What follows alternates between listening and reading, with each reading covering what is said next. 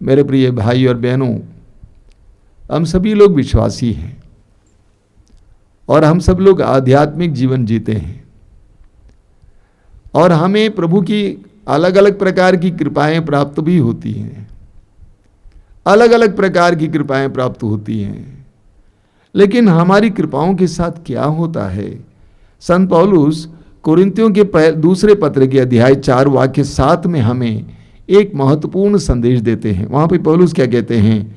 यह अमूल्य निधि हम में मिट्टी के पात्रों में रखी रहती है। यह अमूल्य निधि हम में मिट्टी के पात्रों में रखी रहती है, जिससे यह स्पष्ट हो जाए कि यह अलौकिक सामर्थ्य हमारा अपना नहीं बल्कि ईश्वर का है। पौलुस कहते हैं हमें जो कृपा मिलती है, जो प्रभु की आशीष है, जो अभिषेक है, यह मिट्टी के बर्तनों में रखी गई है। ये मिट्टी के बर्तन में रखी गई हैं। आप जानिए, आप सोचिए, अगर आप मिट्टी के बर्तन में कोई कीमती चीज लेकर कहीं जा रहे हैं तो आप कैसे चलेंगे? बहुत संभल संभल कर चलेंगे, संभाल संभाल कर चलेंगे कि कहीं किसी चीज से ठेस न लग जाए और मिट्टी के बर्तन ना टूटे और वह कीमती चीज बर्बाद ना हो जाए। पौलुस कहते हैं हमें याद रखना चाहिए कि हमें ईश्वर से जो कृपा मिली है वो मिट्टी के बर्तन में रखी गई है।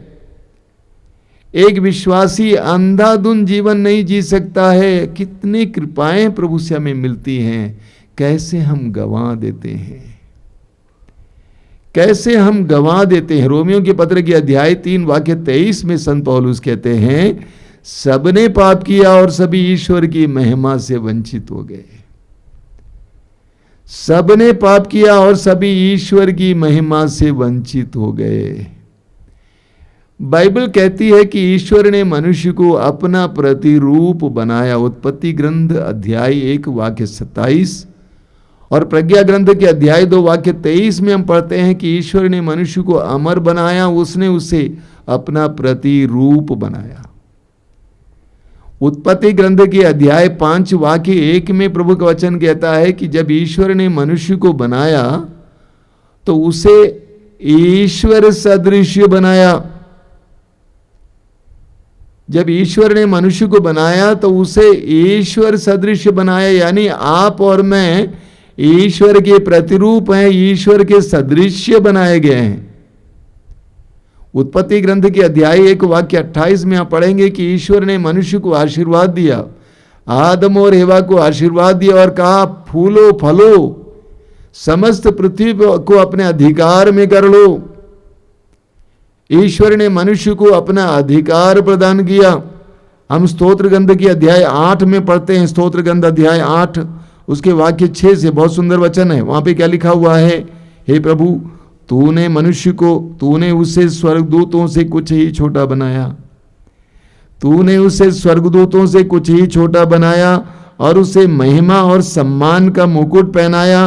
तूने उसे अपनी सृष्टि पर अधिकार दिया और उसके पैरों तले सब कुछ डाल दिया। सब भेड़ बकरियों, गाय बैलों और जंगल के बनाएले पशुओं को, आकाश के पक्षियों, समुद्र की मछलियों और सारे जलचारी जंतुओं को, सब कुछ को तेरे अधिकार में दिया, उसके अधिकार में दिया, मनुष्य के अधिकार में दिया। तो ईश्वर ने मनुष्य के अंदर अपना अधिकार रखा, अपनी महिमा रखी। आप पढ़ेंगे प्रवक्ता ग्रंथ के अध्याय 17 में, बहुत सुंदर है, बहुत सुंदर वचन। प्रवक्ता ग्रंथ अध्याय 17 में लिखा हुआ वाक्य 1 से, प्रभु ने मिट्टी से मनुष्य को गढ़ा, उसने उसे अपना प्रतिरूप बनाया, वह उसे फिर मिट्टी में मिला देता है। उसने उसे अपने सदृश शक्ति प्रदान की। उसने मनुष्यों की आयु की सीमा निर्धारित की और उन्हें पृथ्वी की सब वस्तुओं पर अधिकार दिया। एक एक वचन को सुनते जाइए। उसने सब प्राणियों में मनुष्य के प्रति भय उत्पन्न किया और उसे सब पशुओं तथा पक्षियों पर अधिकार दिया। उसने मनुष्यों को बुद्धि, भाषा, आंखें तथा कान दिए और विचार करने का मन भी दिया। उसने उन्हें विवेक से संपन्न किया और भलाई तथा बुराई की पहचान से। उसने उनके मन की आंखों को ज्योति प्रदान की, जिससे वे उसके कार्यों की महिमा देख सकें। और उसके पवित्र नाम का स्तुतिगान एवं महिमामय कार्यों का बखान करें। उसने उन्हें ज्ञान का वरदान और जीवनप्रद नियम दिया। ईश्वर ने मनुष्य को कैसे बनाया, आप और मुझे कैसे बनाया। आप और मैं मूलतः कितने सम्मान के योग्य और पात्र हैं। आप और हम में कितना अधिकार और सामर्थ्य और बुद्धि रखी है, लेकिन हम लोग शायद इसके बारे में सोचते हैं। हम लोग सिर्फ सांसारिक चीजों के पीछे दौड़ते हैं। हम लोग इस बात को नहीं जानते हैं कि ईश्वर ने हमें कितना महिमामय बनाया है, हमारे अंदर कितनी गरिमा रखी है, कितना सामर्थ्य रखा है, कितनी शक्ति रखी है, और हम लोग अंधाधुंध जीवन जीते हैं, है ना। मिट्टी के बर्तन में रखी हुई उस निधि को गंवा देते हैं। हम बाइबल के कुछ उदाहरण लेंगे।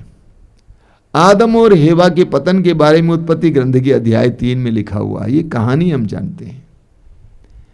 आदम और हेवा के पतन की कहानी हमारे भी पतन की कहानी है, इसलिए वो महत्वपूर्ण है।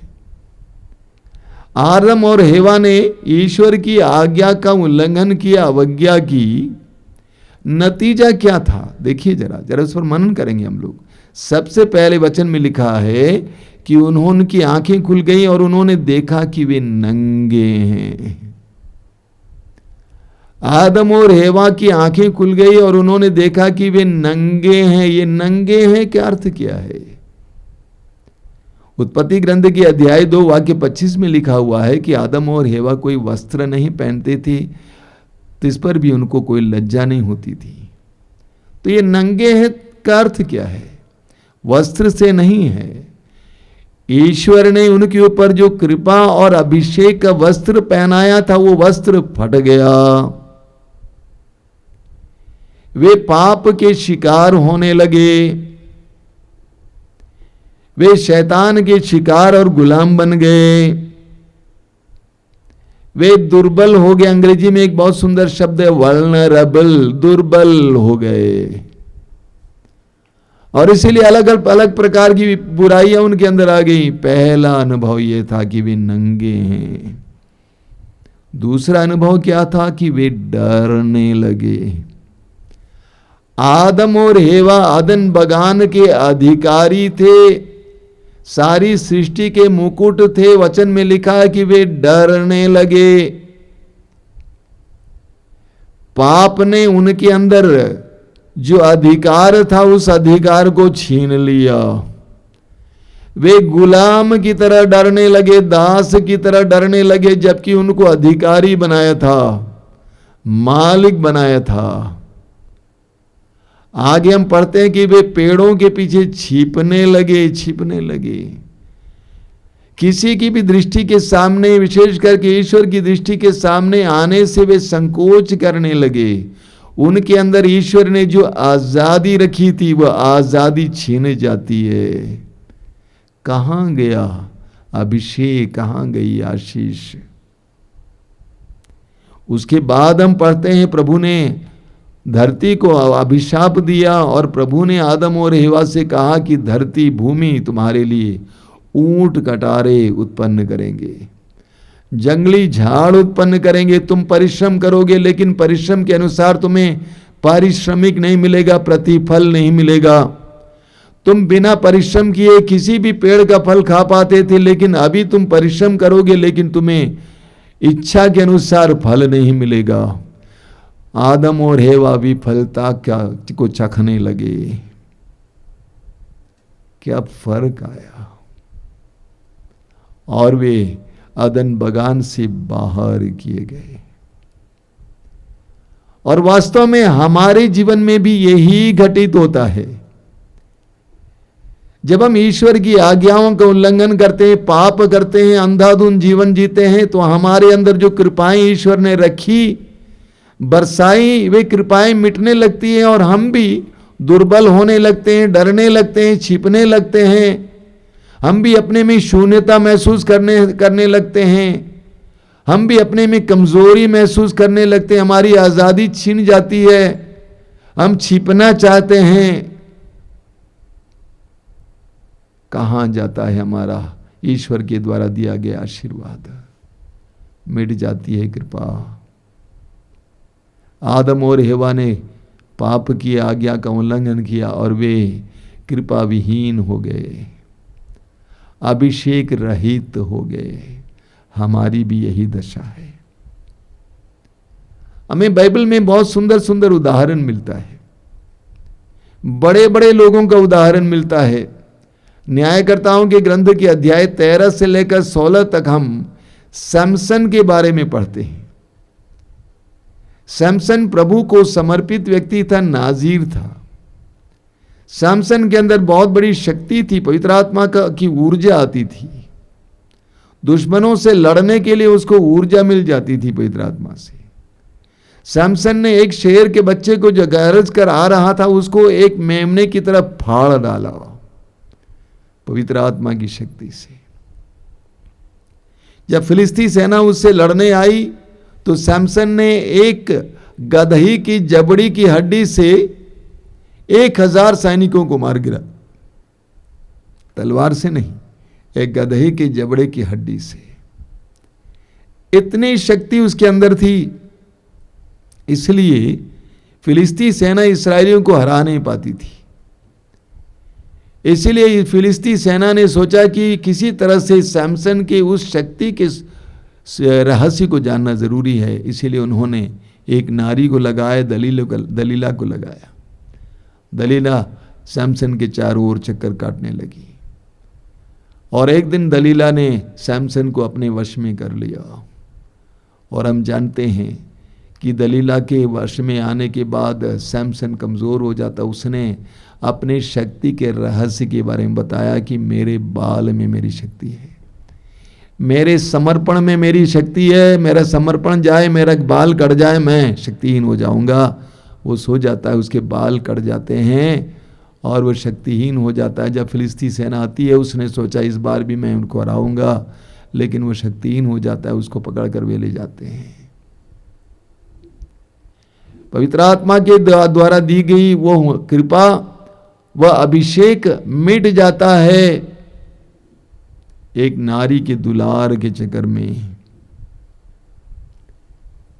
राजा साउल का उदाहरण लीजिए। जब राजा साउल को अभिषिक्त किया गया, अभिषेक दिया गया, सामुएल का पहला ग्रंथ अध्याय 10 में हम पढ़ते हैं, वाक्य 6 और 9 में, कि जब राजा साउल को अभिषेक दिया गया और वह नबियों के साथ ईश्वर की स्तुति करने लगा, उसको एक नया मन बन गया। वचन में लिखा हुआ कि नया व्यक्ति बन गया। उसके अंदर पवित्र आत्मा का सामर्थ्य आ गया, पवित्र आत्मा की कृपा आ गई। लेकिन उसी ग्रंथ के पहले सामुएल अध्याय 15 में हम पढ़ते हैं, साउल ने ईश्वर की आज्ञा का उल्लंघन किया। ईश्वर ने साउल से कहा कि तुम जाकर अमलेकियों को हराओ, मैं तुम्हें अधिकार देता हूं, शक्ति देता हूं, लेकिन उस देश से कुछ भी नहीं ले आना। साउल ने प्रभु के आदेश का उल्लंघन किया, उस देश से कुछ मोटे मोटे जानवरों को ले आया। ईश्वर ने सामुएल से कहा कि मैं दुखी हूं क्योंकि मैंने साउल को इस्राएल का राजा बनाया, उसने मेरी आज्ञा का उल्लंघन किया। सामुएल ने आकर साउल से पूछा, तुमने किया क्या? तुमने ईश्वर की आज्ञा का उल्लंघन क्यों किया? उसने कहा, मैंने ईश्वर की आज्ञा का पालन किया और अमलेकियों को हराया। सामुएल ने पूछा, और कुछ नहीं कहा था ईश्वर ने? क्या उसने नहीं कहा था कि तुम वहां से कुछ नहीं लाओगे? तुमने ये जानवर क्यों ले आया? साउल ने कहा कि ईश्वर को चढ़ाने के लिए। तो सामुएल ने साउल से क्या कहा, क्या तुम्हें नहीं मालूम आज्ञा पालन बलिदान से बढ़कर है? इसलिए कि तुमने ईश्वर की आज्ञा का उल्लंघन किया, ईश्वर ने तेरा तिरस्कार किया है। सामुएल का पहला ग्रंथ अध्याय 16 वाक्य 14 में आप पढ़ेंगे, पवित्र आत्मा उसको छोड़ के जाता है और एक दुष्ट आत्मा उसको सताने लगती है, ईर्ष्या की आत्मा उसको सताने लगती है। अंधाधुंध ईश्वर की दी हुई उस कृपा को उसने गंवा दिया, उस पद को उसने गंवा दिया, उस गरिमा को उसने गंवा दिया। पौलुस कहते हैं, यह निधि मिट्टी के बर्तन में रखी गई है। दाऊद का उदाहरण लीजिए, राजा दाऊद जिसके बारे में बाइबल कहती है कि 40 वर्षों तक उसने इस्राएल पर शासन किया। 40 वर्षों तक इस्राएल पर शासन करने वाले महाराज, यशस्वी राजा दाऊद गिरता है।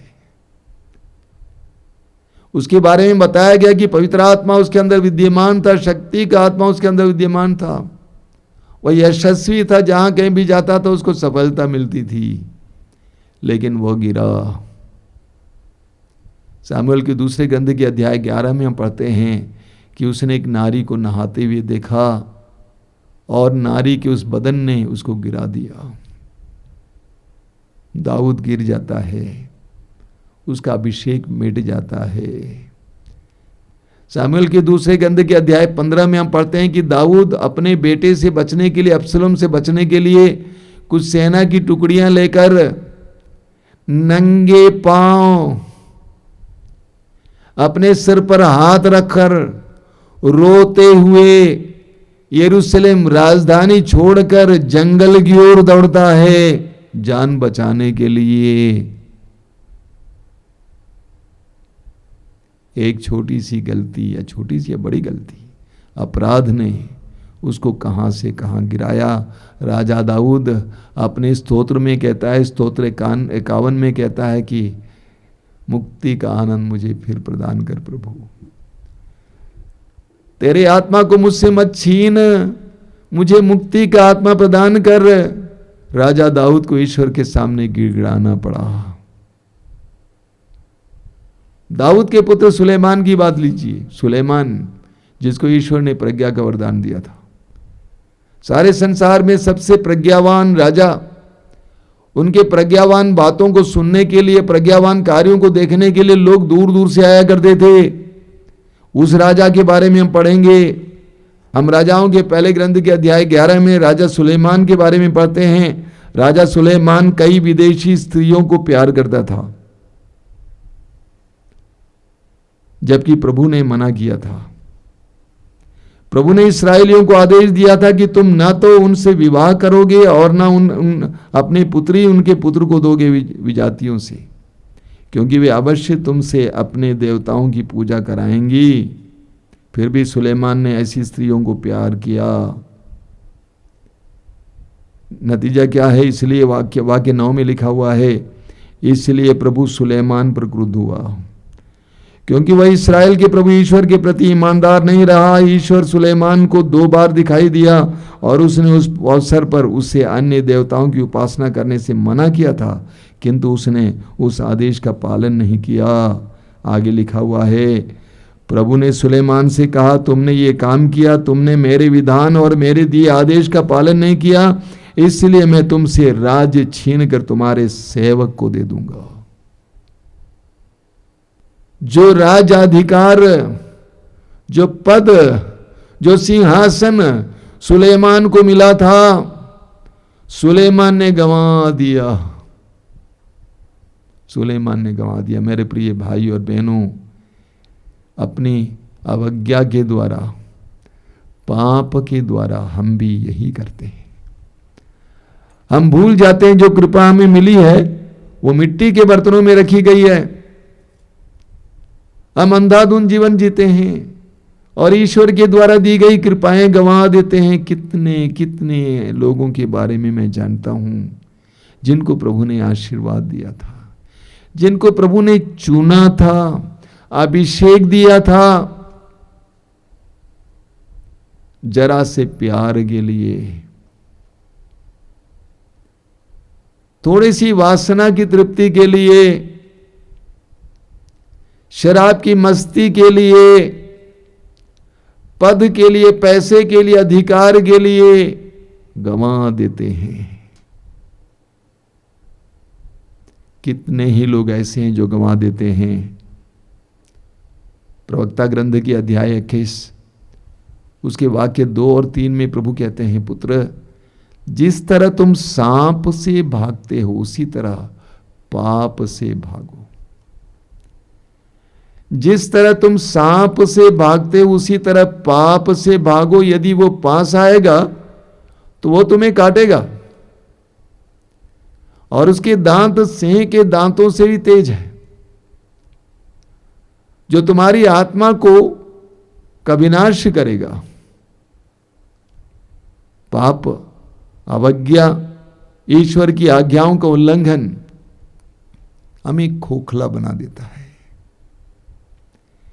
ईश्वर के द्वारा दी गई उस गरिमा को गंवा देता है, हमें बर्बाद करता है। प्रवक्ता ग्रंथ अध्याय 19 वाक्य 4 बार बार आप सुनते हैं। वहां क्या लिखा हुआ है? जो पाप करता है अपने आप को हानि पहुंचाता है। मेरे प्रिय भाई और बहनों, ईश्वर ने हमें जो कृपा दी है, जो गरिमा दी है, हमें जो पद दिया है, जो अधिकार दिया है, जो अभिषेक दिया है, जो आशीष दी है, उसको बनाए रखना हमारा काम है। पौलुस हमें याद दिलाते हैं कि ये मिट्टी के बर्तन में रखा हुआ है, इसलिए हमें संभाल संभाल कर चलना है, संभल संभल कर जीना है। हम अंधाधुंध नहीं जी सकते, मुंह में जो आए नहीं बोल सकते, मन में जो आए नहीं कर सकते। हमें सोच कर करना होता है, प्रभु से पूछ कर करना होता है। आप जानते हैं पौलुस कहां पे ये संदेश देते हैं? पौलुस दूसरे कुरिन्थी के अध्याय 4 में उसके वाक्य 8 से लेकर अपने दुख कष्टों का वर्णन करता है। अपने दुख कष्टों का वर्णन करता है, कहता है हम कष्टों से घिरे रहते हैं परंतु कभी हार नहीं मानते। हम परेशान होते हैं परंतु कभी निराश नहीं होते। हम पर अत्याचार किया जाता परंतु हम अपने को परित्यक्त नहीं पाते। हमको पछाड़ दिया जाता परंतु हम नष्ट नहीं होते।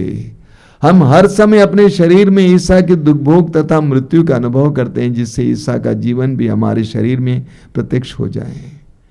हम जीवित रहते हुए ईसा के कारण निरंतर मृत्यु का सामना करना पड़ता है।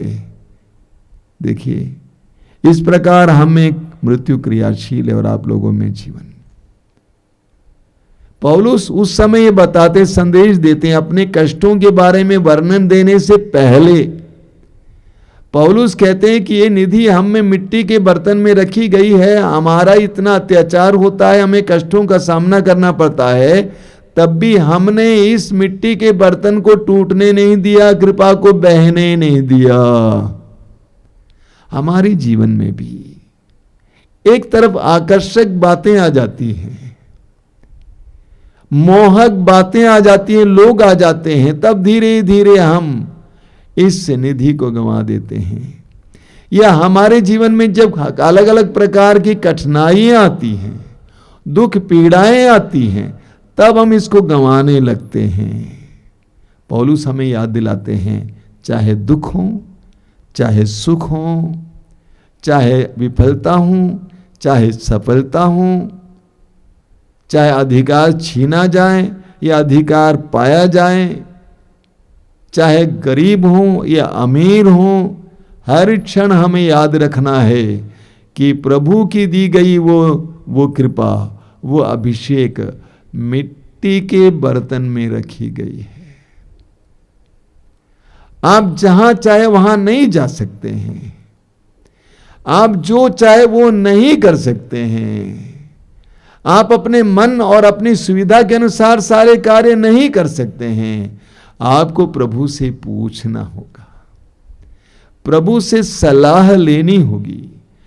जरा मुड़कर अपनी जिंदगी की ओर देखिए, कितने ऐसे क्षण हुए हैं जब आपने गलती पर गलती की है। यह इसलिए हुई क्योंकि आपने प्रभु से सलाह नहीं ली है। आपने इस बात को भुला दिया कि मेरे अंदर ये कृपा मिट्टी के बर्तन में रखी गई है, इसलिए अंधाधुंध मन चाहे दिल चाहे कार्य करते गए, सांसारिक मोह में पड़कर, सांसारिक सुविधा के लिए, लाभ के लिए। आइए हम प्रार्थना करें प्रभु से कि प्रभु हमें ऐसी कृपा दे, हमें ऐसी प्रज्ञा दे कि हम सदा याद रखें कि प्रभु की कृपा हमारे अंदर मिट्टी के बर्तनों में रखी गई है दयालु प्रभु धन्यवाद देते हैं, इस समय तेरे पवित्र वचनों के लिए धन्यवाद देते हैं। प्रभु यीशु, तेरे ऊपर अत्याचार किया गया, घोर अत्याचार किया गया, तेरा विरोध किया गया, तेरा तिरस्कार किया गया, तुझे क्रूस की सजा दी गई, तब भी तूने उस अभिषेक को, उस कृपा को नहीं गंवाया। तूने अंत में अपने पिता से कहा कि हे पिता, मैं अपनी आत्मा को तेरे हाथों में समर्पित करता हूं। तूने अपनी आत्मा को बर्बाद होने नहीं दिया। तूने अपने आप को शैतान और पाप का शिकार होने नहीं दिया। अंतिम पल तक तो ईमानदार बना रहा। और तू कहता है प्रकाशना ग्रंथ अध्याय 2 वाक्य 10 में, अंत तक ईमानदार बने रहो। हमें अंत तक ईमानदार बने रहने की कृपा दीजिए। तेरी कृपा को बनाए रखने की कृपा दीजिए यीशु। हर समय इस कृपा और अभिषेक को बनाए रखने के लिए कृपा दीजिए। अपने जीवन के अंत तक इस कृपा और अभिषेक को बनाए रखने की कृपा दीजिए। ये प्रभु यीशु, इन वचनों को सुनने वाले एक एक भाई बहनों को आशीर्वाद देना। उनके जीवन में तेरे दिए हुए वरदानों और कृपाओं को पहचानने की कृपा देना और उन कृपाओं को बनाए रखने के लिए कृपा देना। जीवन के मोहक बातों में ना डूबने के लिए, सांसारिक बातों में उन कृपाओं को ना गंवाने के लिए और दुख और पीड़ाओं के सामने उन कृपाओं को ना गंवाने के लिए कृपा देना। प्रभु यीशु, तेरे पवित्र वचनों को सुनने वाले एक एक भाई बहन को इस समय आशीर्वाद देना, स्पर्श करना, उन्हें स्पर्श करना, हर प्रकार के बंधनों से आजाद करना, विशेष करके उन बातों से आजाद करना जो तेरे द्वारा दी गई इस कृपा को तोड़ने में लगी हुई हैं। उन्हें स्वतंत्र रखने के लिए कृपा देना यीशु। तेरी स्तुति, तेरी आराधना, तेरी महिमा हो। तेरी स्तुति, तेरी आराधना, तेरी महिमा हो। तेरी स्तुति, तेरी आराधना, तेरी महिमा हो।